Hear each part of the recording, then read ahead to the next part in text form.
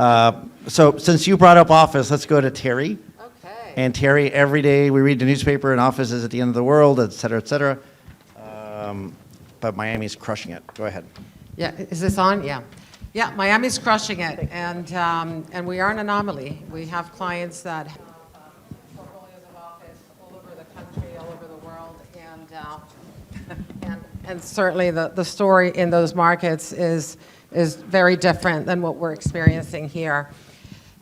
One of the most fascinating things that I get to do every day alongside with my team is work with developers that have a vision about what should be built and where should it be built. And so for us, it's important that, as Warren has suggested, we stay very connected to what is happening in a community. The demographics, the migration, the movement of people. Because when we can anticipate where that is going, we can anticipate where office and retail and everything else should follow. And so for me, when I look at office buildings, I look at a living organism that is going to be populated by all of you and a lot of colleagues and a lot of people that are going to show up every day, and we have to give them space, physical space, and an environment that they're excited to show up to work. And so the pandemic, as you have probably read, transformed office in many ways. One of the areas that we have been challenged with, even across South Florida, because I don't think the market is fully immune from it, is this whole hybrid work modality. And I was a firm believer in 2020 that it would be temporary, but it's lasted longer, of course. It has a long-lasting effect. And so that's caused many markets across the country to experience significant challenges with tenants that have not returned to the office, that have contracted, terminated leases, or have simply defaulted on their leases. Thankfully, over the last 2 years, more and more CEOs around the country are issuing mandates for everyone to come back to the office. And why? Because it makes it very inefficient and very challenging to run a business without having that face-to-face interaction. I will tell you that me personally watched my email triple in a year because people were not in the office.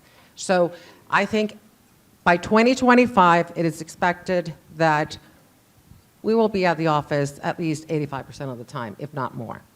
The contractions in Miami have been very insignificant, and whatever contraction we've had, we've backfilled like this because we have had tremendous migration of wealth and people during the pandemic and after, and it continues to trickle in. So that drives demand for office space from small businesses that want to be in Miami because they are feeding their businesses from the major companies that have decided to open regional offices here and from the relocations that are happening, and because they're following the workforce. People want to live here, and employers follow where the people want to live. So for us in office is about telling the story of why you should be here and creating an environment that people want to show up to work at. And in Miami, any new project that has gotten built over the last decade and even longer, we've done about 5 million square feet of new office developments, each time gets leased to 100% in record time. We've leased 1 million square feet of new office projects in the last 2 years in less than 24 months, from start to finish.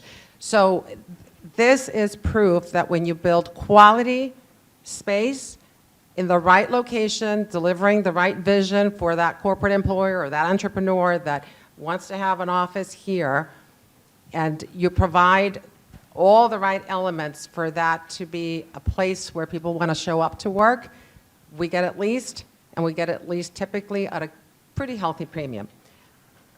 Rents in Miami have consistently grown over the last 4 years at a clip of about 7% annually, but there have been markets like Brickell, where you have the financial district, where rents have more than doubled in the last 3 years. Spectacular growth. This is driving some tenants out of Brickell, so for the first time we're seeing some vacancies in certain buildings in Brickell because Not every tenant is ready to pay $100 a square foot or $120 a square foot. And so that's created some migration into markets like Aventura that now has the Brightline service, into Coral Gables, Miami Airport. And then there are markets that have zero office space, like Coconut Grove. Michael has a little project here that is going to be very successful because there's nothing else available, and it's beautiful what you've done. And he's going to really have incredible performance with that project. Perfect timing.